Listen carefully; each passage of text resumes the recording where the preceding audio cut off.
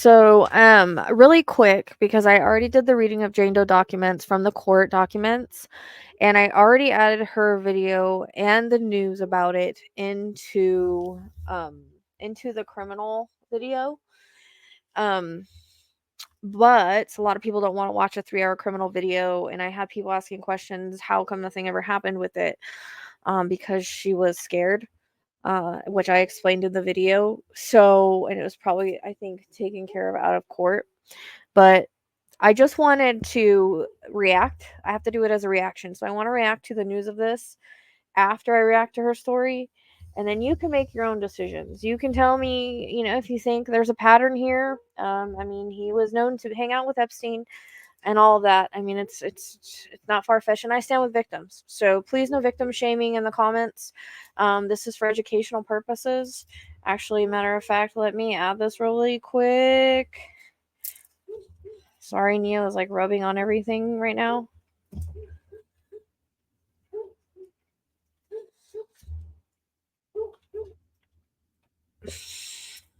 Neo.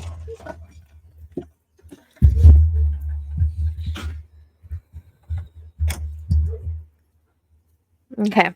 So, these are two of them. One of them I think is from the Pac-Man show, and then one of them is from the news. So I'm just gonna go ahead and share screen and show you. Victim until now. We now know that the accuser is Katie Johnson. The most recent federal filing includes 3 affidavits, one from Katie Johnson herself, previously known to us as Jane Doe, plus 2 more, an eyewitness named Tiffany Doe and also a Joan Doe, a classmate of Johnson's back from 1994. Now, Johnson's story has been the same this entire time throughout all of these court proceedings. She recalled being approached by Tiffany, who allegedly worked for Jeffrey Epstein at the time. Tiffany invited Katie Johnson, who was then an aspiring model, to an event in Epstein's home to get to know people and maybe get a modeling job. So this is all laid out again in the documents. This is just, he's going over everything. I just wanted people to hear her story that didn't watch the criminal video. Viewer discretion is advised once again. Throughout the summer of 1994, the lawsuit alleges that Johnson endured, quote, savage sexual attacks by both Donald Trump and Jeffrey Epstein. I have video testimony I'm going to play for you. I want to warn you, it is disturbing. You will notice that Johnson's voice has been altered and her face has been blurred. Notwithstanding that, this is disturbing. I am again giving you the opportunity to skip past this or to come back in about a minute and a half. Let's listen to Ms. Johnson here. Second time that I saw Mr. Trump was same scenario. He was onlooking at an orgy, and Tiffany came over to me and said that Donald. Okay, sorry, I have to react right here. So this is her story. Let's listen. Let's give the victim the floor. Trump had requested that I perform oral sex on him. He came in, and I was basically tied to a bed with pantyhose. And he tied him. Now, can you see how you can tell she's emotionally having a hard time with this? And they were so tight, it hurt to even lay there, and I tried to say something. It was like, you just, shut up, shut up, bitch. This is basically like he was being really, really rough, and I started to get scared, and he was, basically like ripping my clothes off, and I was actually I got freaked out. I just turned into this animal. It was like a completely different person. I couldn't do anything about it. This poor girl. And you know what makes me so upset? Is people don't believe her. But yet, he was known to be with Epstein at his parties. He was known to do that. How can you not believe her? Look at the way she's telling the story. She's struggling with it. And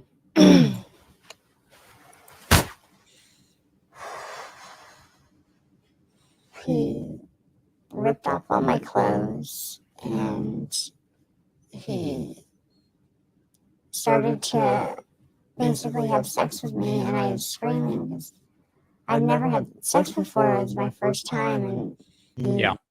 Appalling and dreadful. Now, of course, Donald Trump has denied Johnson's claims since April.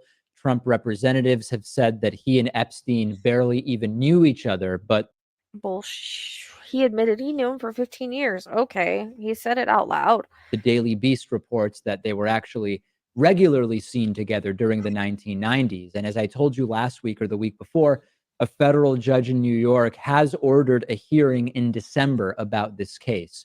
This story, Pat, sort of proves that the media is out to get Trump theory is total BS. Because if corporate media wanted to take down Trump, they would be covering this story, and they would have been covering this story for Exactly, that's my point. months. Instead, yeah. Oh, and by the way, I did post an article of things he said about his daughter. It kind of gives this a little bit more weight for people that don't want to believe. I truly believe her. I know. I've seen the vision of the video in my head. I've felt the pain in my face. I totally believe her. I don't think she has no reason to lie. Her story is say that she's the same. So They talk about the sexual assault allegations.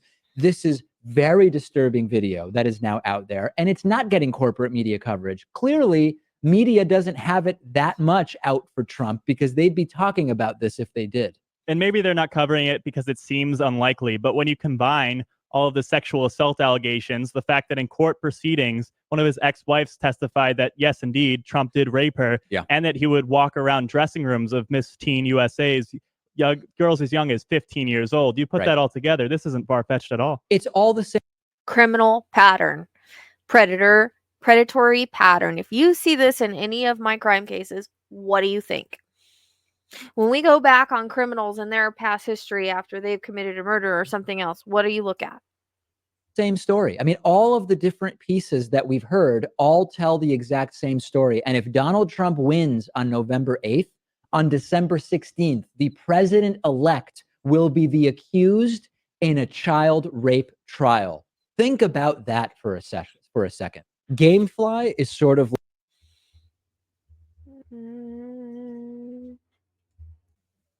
Now, they made a lot of good points there, and that's been my point the entire time. Now, this is the news about what happened with the case and how she was too terrified to come forward.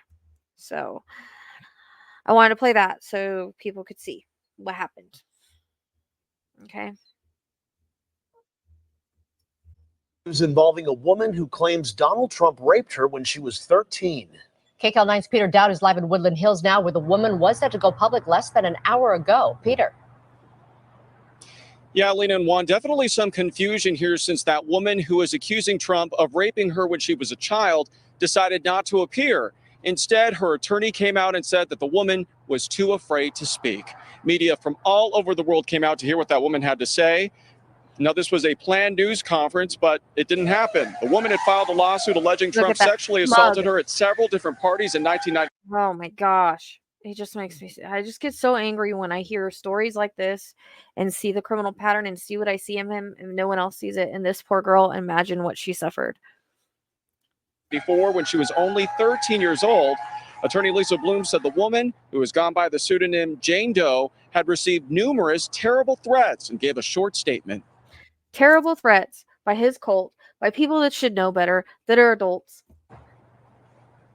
Jane Doe has received numerous threats today, as have all the Trump accusers that I have represented. And now you wonder why people don't come forward. Now you wonder why they back out. Why now I'm answering your question. If this was so true, what happened? This is why. She is living in fear. She has decided that she is too afraid to show her face. She's been here all day, ready to do it, but unfortunately, she's in terrible fear. Bloom is the daughter of attorney Gloria Allred, who has also held press conferences with women accusing Trump of sexual assault. But Trump's attorneys have vigorously denied those allegations, and they're threatening legal action after the election. Of course, they deny it all the time. Everything out of his mouth is a denial, even the stuff he's been proved guilty in. But he lies about everything else. I'm so sure he's not lying about this. Sorry, guys. It just makes me so mad. I just get so triggered with this, because I just think it's wrong. I think it's wrong. I think it's wrong that people stand up for that guy and don't stand up for the victims. And I don't think it'd be different if it was just one person. You know, you might think, well, maybe they're just after money, but we're talking about multiple accusers. Talking about multiple accusers, the only reason they stopped is because they were scared. And it's not right. So I wanted to, again, put this out here to back up I should have put it all in one video. I didn't think about it when I did it that night. And I'm telling you, I got exhausted after that. I lay down and literally went to sleep and my jaw hurt. So I know intuitively, I feel that it's a real story. It really happened to her. And there's more out there that it really happened to that didn't come forward. She was brave enough at least to tell her story. There's a lot of them that didn't come forward because of fear of what they were told would happen to them by the cult and by them. So we have to consider, what are people condoning? What are they really condoning? Who are you going to listen to and believe when there is a pattern here? She's not the only accuser. Goes way back. Look at the way he talks about his daughter. Look at the allegations from his wife that she then took back, because if you're living with an abusive narcissist, you're going to be afraid to speak out. You're going to be afraid to say something. You're going to be afraid he's going to unalive you. I mean, he probably told her that. I'll have you killed. No one will ever know. I'm powerful. You know how they are. She said he ripped out her hair. I'm pretty sure there's proof of that. But everything can get buried. There's corruption, and people have been cleaning up his messes for a long time, and they continue to do so, cleaning them up by paying him off. I mean, look at the hush money case. He paid hush money, which it's alleged that she was actually assaulted, and it didn't really go down the way that it's been said. So, you know, people want to talk about, I mean, he had Michael Cohen go and pay to shut up an extramarital affair. What do you think he's going to do if people are accusing him of a sexual assault? And what is one thing that two people in the trafficking community that are well-known traffickers, Epstein and Diddy, what do they have in common? Trump. Don't think he didn't like to party back in the day? The thing is that this has continued on and on and on with all of his other crimes. And I think this is one that it really upsets me, because people don't care. People don't care about victims. People don't care about victims' voices. And I'm trying to be their voice. I'm trying to put it out there so that you know, because they get railroaded. And we speak for victims here. I speak for victims that are deceased. I speak for victims that are alive. And sometimes we need videos on here to kind of show that, besides just readings. It's no different than if I were to get on here and say, oh, this case is being solved, this person is being found, and this is the news of it. You know, this is important to me, and it should be important to you. It should show you the type of person that he is. So, and that should be enough, you know, as a character. And if you can't see that yourself, I don't know what to tell you. You really need to learn how to kind of read people. So I never liked him since the beginning, and it's not a biased way. This is one reason why. It's because I see him for what he is, and I think a lot of people that are woke see him for what he is, that aren't brainwashed, and that realize that this is what he does. He's a predator. The women have said he's a predator. He's a predator. He's a predator. If you go back and you read all the allegations, they're not horrible allegations, but they're still allegations. They're still being grabbed and kissed and groped against their will. And he said it. I will grab them by the pee, and they don't even do anything about it. So he's admitting to you straight out that he's doing this to them. Then they come out and they all give the same account without knowing anybody, without knowing each other. And he used to walk in on the pageant girls. He said very, very disgusting things to people that were in his cabinet about his daughter when she was 13. I just posted the link about that. Matter of fact, let me read you some of that, just to add a little bit of weight here.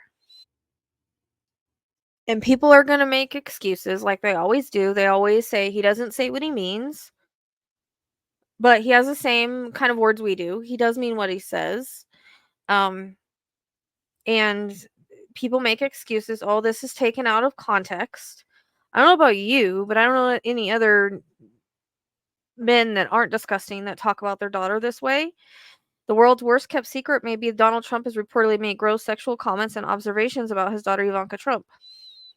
And we are talking gross. And I'm not talking about pride for his daughter's personal attributes or accomplishments like most parents. And I'm probably not going to read all of them because some of them I know you guys are just going to say, oh, yeah, they can say that they're beautiful. This is different. In a recent book from the White House aide, we learned that Trump made disgusting comments about his daughter in the Oval Office.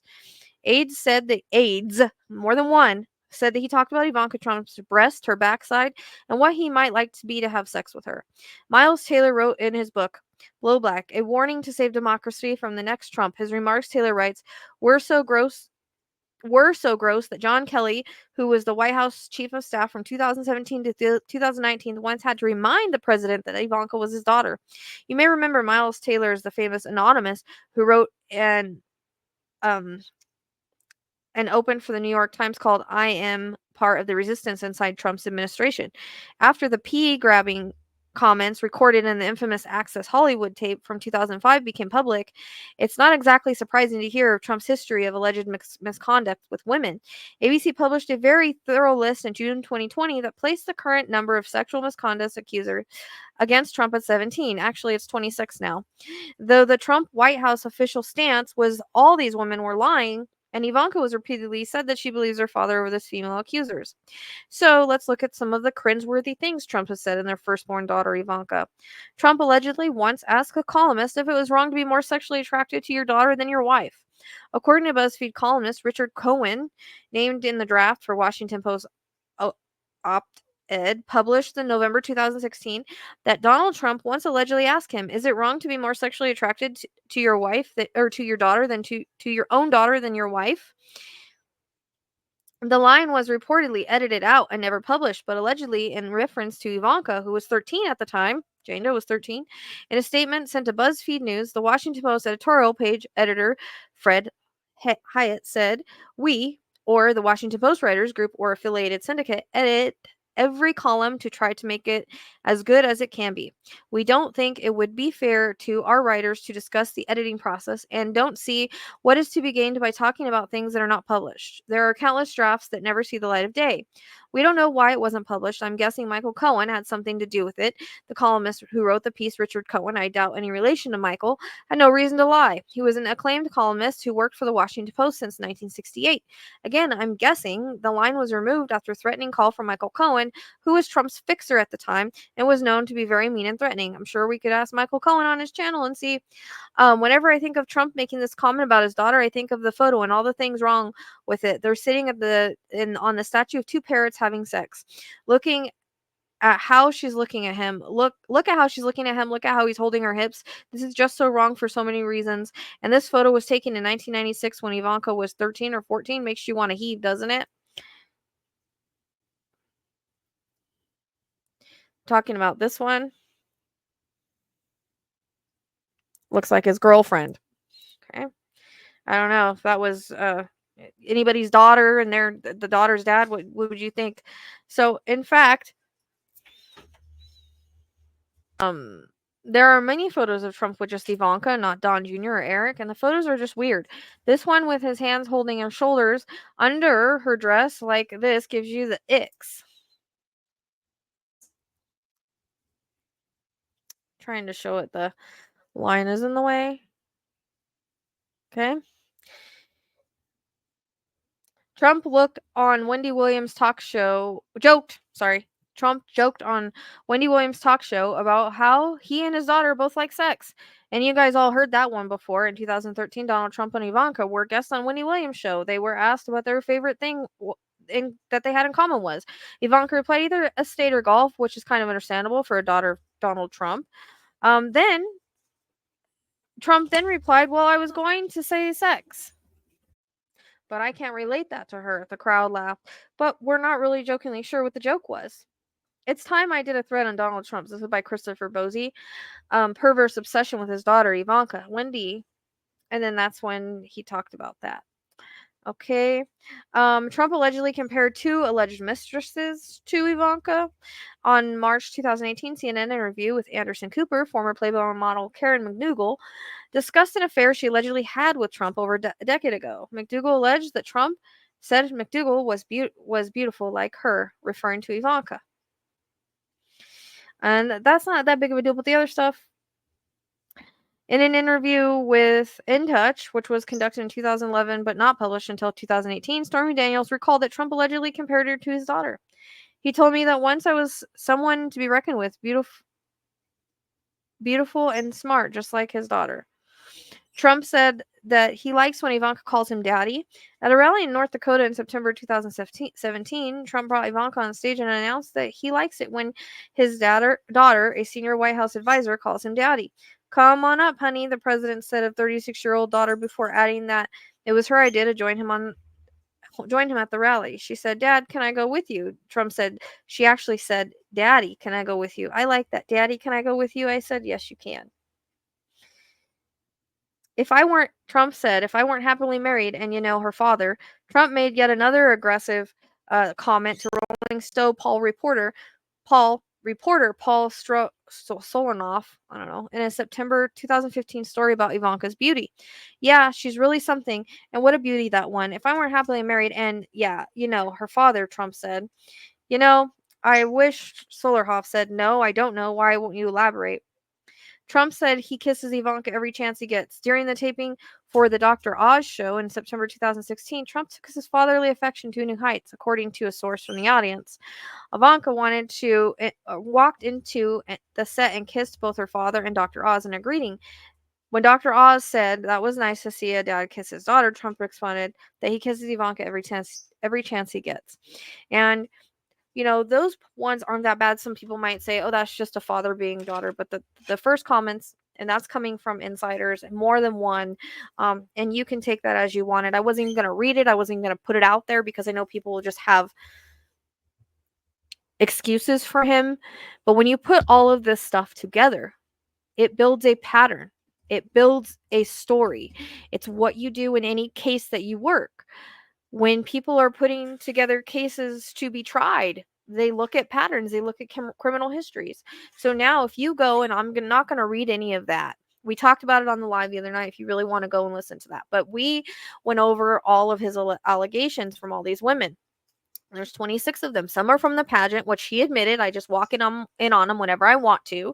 So he's admitting that to you. And then these women are coming out and saying that. So pretty much believable at that. Touching them on the pee whenever I want. Again, admitting it to you. And now all these allegations are him touching them on the pee and the boobs and holding them against the wall and kissing them. So he's touching them without anything. Then we have E. Jean Carroll. That a lot of people want to say, oh, it was just because it was civil. It's not a big deal. It's not criminal because time passed. Sometimes people don't understand what it takes for abusers to come forward because they're not listened to, because they're subjected to, especially against someone like Trump. And literally, she called her girlfriend afterwards and told her the whole story.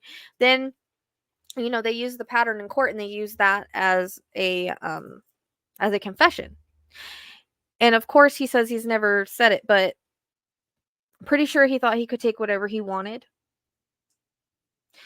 And it was found liable in a court of his peers.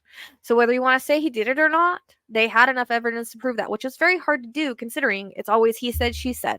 And yes, it was many years. Let me tell you a story. Well, I'm not going to tell you the whole story because I don't want to put my business out there.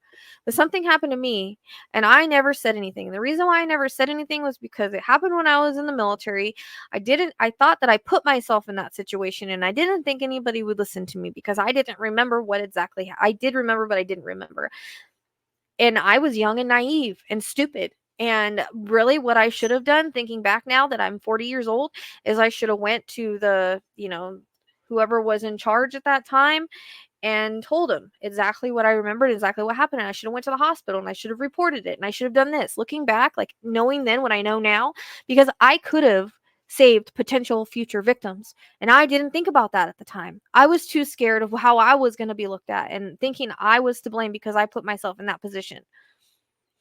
So when I say this bothers me, it bothers me deeper than anybody knows. And a lot of people don't know that about me, but and this is a big thing that I'm bringing up because I could have stopped a potential predator.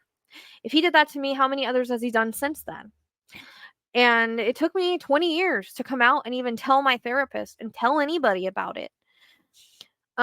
Because I was afraid of ridicule. I was afraid of judgment. I was afraid of being called a liar. Well, just like a lot of other people. Until you've been in someone's shoes, you can't judge their situation. Until you've been a victim, you can't judge it. And that's why I get mad. All this victim shaming, why didn't they come out sooner? Blah, blah, blah, blah, blah. Where's the proof? Blah, blah, blah, blah. It's really hard to prove something like this. You have to literally go to the hospital right away. And a lot of people, they're in a state of shock. They don't think about doing that. We don't think when something like this happens. Some of us aren't clear-headed. Some of us are young and naive. Some of us just don't think. And then we also think, well, maybe we shouldn't tell because we're scared, because we're afraid of being judged on, because we're like, well, we put ourselves there. Maybe we deserved it. You never know what's going through someone's mind and what someone's path is. So you can't sit there and judge it and victim shame and say, well, why didn't they come through sooner? So I'm always going to take the victim side on this. That's not to say that there aren't people that make things up. I get that. But there's also only so much evidence that can pile up before you can wake up. And yes, I kick myself all the time that I should have come forward sooner. I should have said something sooner, because if I would have, maybe I would have saved somebody else's. Maybe I would have saved somebody else. I don't know if he's done anything that since. By the time that I told about it, I didn't remember his name or anything. It was 20 years. But the only reason I came, and my therapist at the time was the one that told me, I told her about it. She said, you need to call just for your own, just for yourself. Call the Army and report it. I did. I felt stupid because I didn't have any information to give them. I should have done it way back then. I should have done a lot of things differently, but that's living and learning and evolving. And when you're young and you're naive and you're in shock, like, you don't know. So I want to put that spin on it too, and kind of explain it from that side and from the victim side and from people that don't often take that into consideration. So hopefully I'm done talking about this. You guys can, again, go and do your research. You can go see all of the people that have said things about it. And that's the only ones we know. That's the only ones that were brave enough. We don't know the ones that haven't come out. We might one day. They might get brave when he's gone or something, or he can't hurt them, or they're not worried about the cult. Can you imagine coming out again? You see how people are about him, and that he can do no wrong, and that they do whatever he says. And you see how cultish people are with him, right? Like brainwashed. Can you imagine like a victim speaking out against that? I mean, for crying out loud, the militia just went after FEMA for what he said, because of the lies he spews. It's dangerous. And can you imagine being a victim and coming out against somebody like that? Not only do you have his cult against you, you have powerful people. He's now in politics. Come on, guys.